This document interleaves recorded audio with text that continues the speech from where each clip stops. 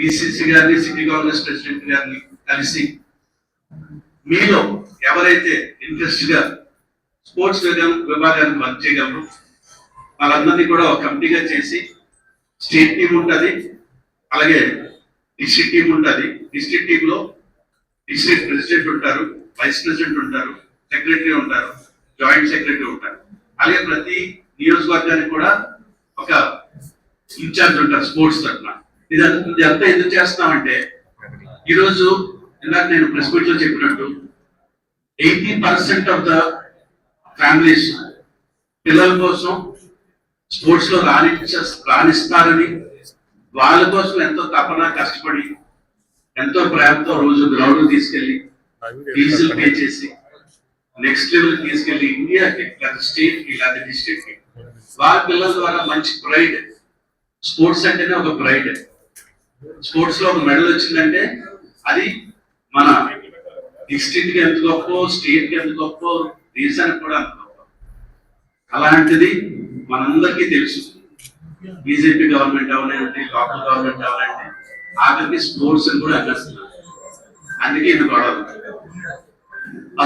మన అదృష్టం ఏంటంటే ప్రజల్లో మనం ఎంత తీసుకెళ్లాలనుకున్నా, ఏం చేయాలనుకున్నా కష్టం. కానీ ఈరోజు ప్రజల్లో వచ్చే ఒక రెగ్యులేషన్ వచ్చింది.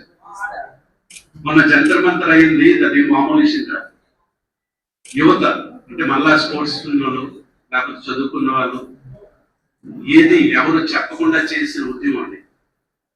సో మీ అందరికీ గుడ్ న్యూస్ ఏంటంటే కాంగ్రెస్ పార్టీ 100%, 100,000% నెక్స్ట్ అధికారంలో వచ్చే పార్టీ కాంగ్రెస్ పార్టీ.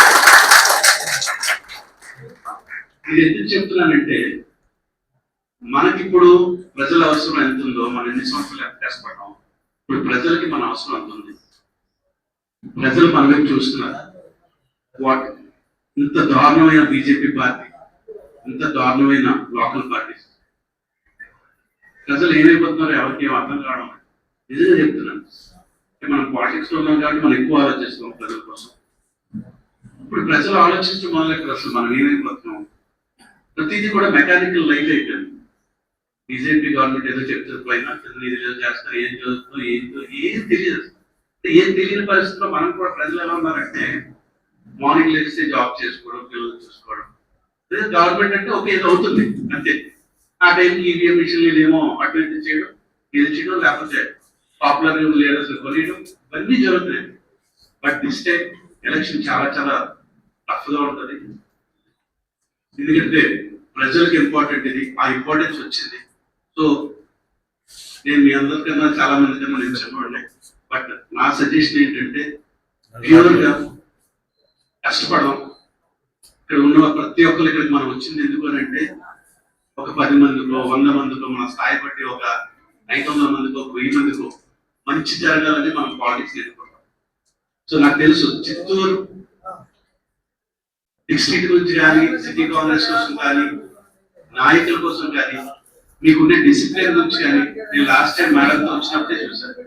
చాలా చాలా చాలా హ్యాపీ. అసలు మీరు ఎంత చక్కగా ప్రోగ్రామ్ చేశారంటే ఆ ఇద్దరు వాళ్ళు కానీ, లేకపోతే అసలు అల్టిమేట్. చాలా చాలా హ్యాపీ. ఏంటంటే మీటింగ్ కూడా చాలా డిసిప్లిన్ అయింది, టీం కూడా చాలా డిసిప్లిన్. చిత్తూరు అంటేనే మంచి డిసిప్లిన్ టీం. మీరందరూ అలాగే ఉండి మన రమేష్ సార్ టీసీసీ గారు చాలా మంచి నాకు తెలుసు, బాగా క్లోజ్. సీతారాం గారు క్లోజ్ కాదు కానీ తెలుసు. అంటే నిజం ఇప్పుడు చెప్పాలి, ఇంత మంచి నాయకులు ప్లస్ మీ కాన్స్టిట్యున్సీ ఇన్ఛార్జ్లు ఇంత మంచి నాయకుల మధ్య మీరు నెక్స్ట్ లెవెల్కి వెళ్ళాలి. అందరూ వెళ్తారు కూడా. గాడ్ బ్లెస్సింగ్స్ మనతో ఉన్నాయి. మనం నిజాయితీగా ప్రజల కోసం అందరం కలిసి కష్టపడతాం. డెఫినెట్ గా మీరు ఏదైతే అనుకున్నారో అది జరుగుతుంది. అండ్ నేను రాజశేఖర రెడ్డి గారిని డైరెక్ట్ గా చూడలేదు, కానీ శర్మ మేడం చూస్తే మాత్రం రాజశేఖర రెడ్డి గారి గురించి చెప్పే చాలా మంది చెప్తారు కదా, రాజశేఖర రెడ్డి గారు ఆయన ప్రజల కోసం అంత కన్నా అని నాకు అనిపిస్తుంది. అంటే ఎంత హోల్ హార్టెడ్, చాలా మంచి మనసు. ఎవరన్నా కష్టంలో ఉన్నారంటే అసలు తట్టుకోలేదు. మేడం కూడా చాలా కష్టపడతారు. ఈసారి ప్రతి ఒక్కరి గెలుపులో ఆవిడ హస్తం ఉంటుంది. మన గుర్తు హస్తమే ఆవిడ హస్తం కూడా ఉంటుంది. చంద్రారెడ్డి గారి బ్లెస్సింగ్స్ అందరికీ ఉంటాయి. ఏ టాలెంటెడ్ వ్యక్తిని కూడా ఆవిడ వదలదు. మీకు ఓపెన్ మన మీటింగ్ కాబట్టి చెప్తున్నాను. నాకు ఈరోజు ఈ పొజిషన్ లో స్టేట్ స్పోర్ట్స్ చైర్మన్ వచ్చిందంటే కూడా నాకు ఏ రికమెండేషన్ లేదు, నాకు ఎవరు తెలియదు కూడా.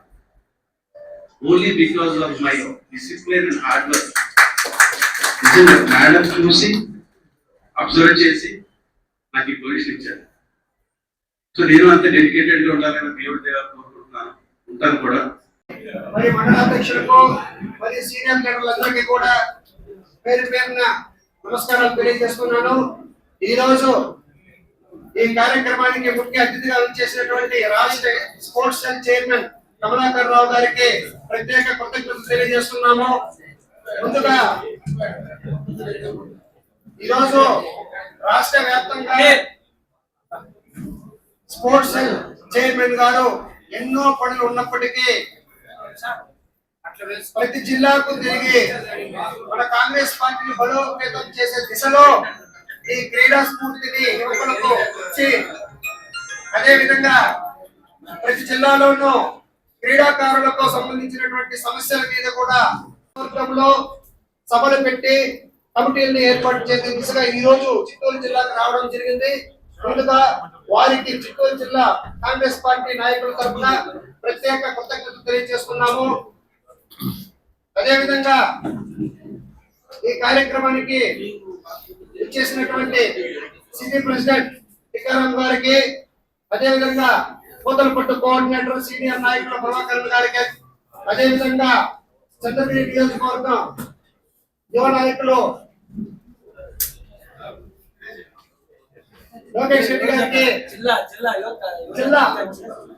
అధ్యక్షుడు అధ్యక్షుడు కొత్తగా నియమించారు, ఆయనకి అభినందనలు తెలియజేస్తున్నాము. గతంలో చూస్తున్నాము, దాదాపు 12 సంవత్సరాలుగా కాంగ్రెస్ పార్టీ నిర్వీర్యమైపోయినటువంటి పరిస్థితి మనం చూసాం. దానికి ముఖ్య కారణము మీకు అందరికీ తెలుసు. ఎంతో మంది నాయకులు కాంగ్రెస్ పార్టీలో లబ్ధి పొంది కోట్లాది రూపాయలు సంపాదించుకొని ఎన్నో పదవులు అనిపించినటువంటి పెద్ద పెద్ద నాయకులందరూ కూడా కాంగ్రెస్ పార్టీకి వెన్నుపోటు పొడిచి ఇతర పార్టీలో చేరిపోవడం జరిగింది. కాబట్టి మన పార్టీ కొంత మళ్ళీ పూర్వవైపు రావడానికి కొంత టైం పట్టింది.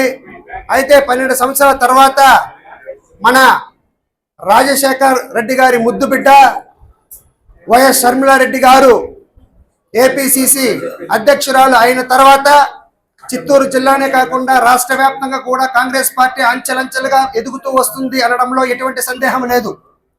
అదేవిధంగా ఈ రోజు చిత్తూరు జిల్లాలో ఇంత పెద్దన సీనియర్ నాయకులు, ఇంత పెద్దన కాంగ్రెస్ కుటుంబం ఈ రోజు ఈ సభలో రావడము నిజంగానే మా అందరికీ చాలా సంతోషం.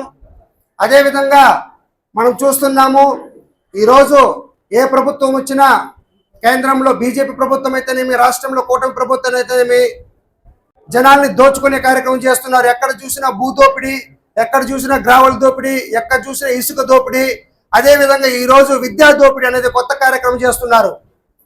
దీనివల్ల మన పిల్లల్లోకి మనము కష్టపడి అప్పో సొప్పో చేసి లక్షలాది రూపాయలు పెట్టి వాళ్ళకి చదివిపించి వాళ్ళకి మంచి ఉద్యోగాల కోసం మనం పోయే పరిస్థితిలో ఉంటే అక్కడ కూడా వచ్చి ఈ పోటీ పరీక్షల్లో కూడా వారు డబ్బులు ఇచ్చి పేపర్ లీక్ చేసుకొని మనకు వచ్చే ఉద్యోగాలను కూడా వాళ్ళు కొనుక్కొని వెళ్ళిపోయే పరిస్థితి చూస్తున్నాం.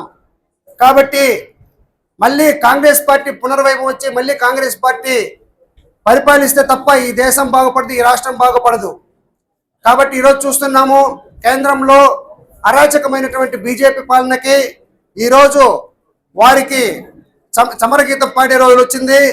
ఇటీవల చూసాము, కేంద్ర విద్యాశాఖ మంత్రి కూడా పేపర్ల లీకేజ్ విషయంలో అతను రాజీనామా చేయించగలిగారు. దీనికి ముఖ్య కారణం కాంగ్రెస్ పార్టీ తరఫున మన అధ్యక్షులు మల్లికార్జున ఖార్గే అయితేనేమి, అదేవిధంగా ప్రతిపక్ష నాయకులు రాహుల్ గాంధీ గారు తీవ్రమైనటువంటి పోరాటం చేసి యువతలో విద్యార్థుల్లో ఒక చైతన్యం నింపి కేంద్ర ప్రభుత్వాన్ని గద్దెదించే కార్యక్రమం కూడా జరుగుతూ ఉందంటే దీనికి కాంగ్రెస్ పార్టీ తరఫున మనమందరం కూడా గర్వపడుతున్నాము. కాబట్టి ప్రతి ఒక్క నాయకులు కూడా రాబోయే రోజుల్లో మళ్ళీ కాంగ్రెస్ పార్టీని పునర్వైభవం తీసుకురావడానికి మనమంతా మనం సహాయం చేయాలి, కృషి చేయాలి. అందులో భాగంగా ఈరోజు చిత్తూరు జిల్లాలో జిల్లా కాంగ్రెస్ కమిటీని నియమించడం జరిగింది షర్మిలమ్మ గారి నాయకత్వంలో.